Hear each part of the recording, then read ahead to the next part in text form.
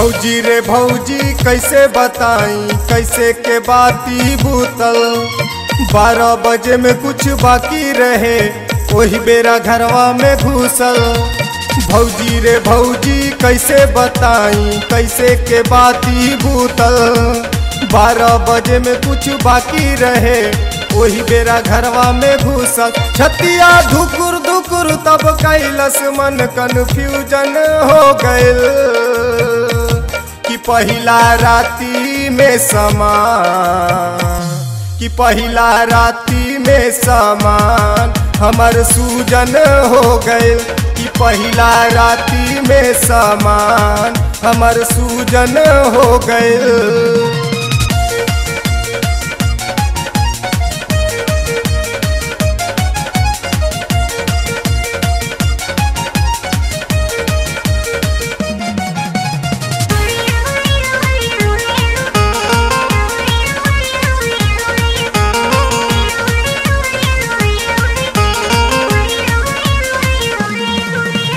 पहले वो हमारा के लगे बोलावले चोली के डोरी धीरे धीरे सरकवले।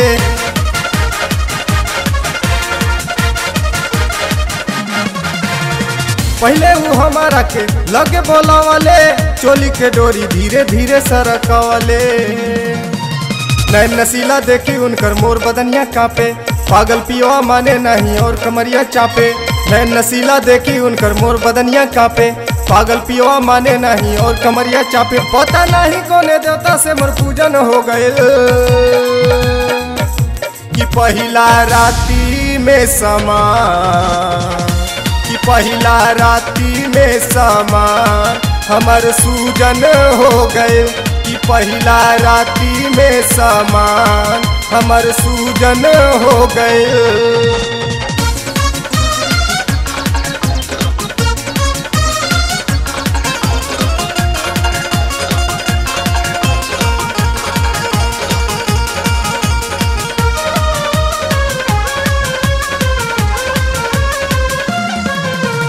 हाथ धरले माई बाबूजी का सैया हंसे न पौनी कबो आवेला रोवैया।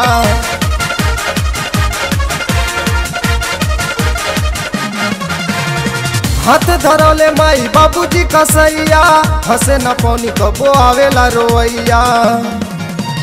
छोट उम्र में गौना भइल दूध भइल उठौना छोटकी नंदी साझे से बिछा देवे बिछौना। छोट उम्र में गौना भइल दूध भइल उठौना छोटकी नंदी साझे से बिछा देवे बिछौना। पिया कुटाई करे दैया चूरन हो गइल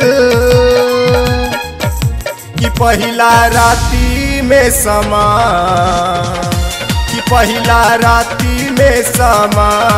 हमर सूजन हो गइल कि पहिला राती में समान हमर सूजन हो गइल।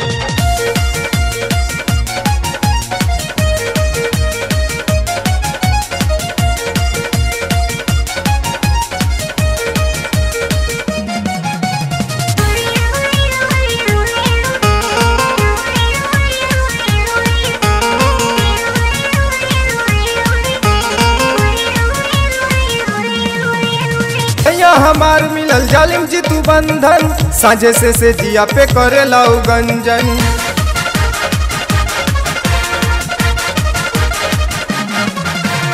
सैया हमार मिलल जालिम जी तू बंधन साझे से जिया पे करे लाऊ गंजन।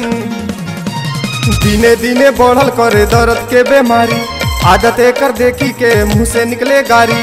दिने दिने बढ़ल करे दर्द के बीमारी आदत कर देखी के मुँह से निकले गाड़ी। पीछा कैसे के छोड़ाई सैलूशन खो गइल कि पहिला राती में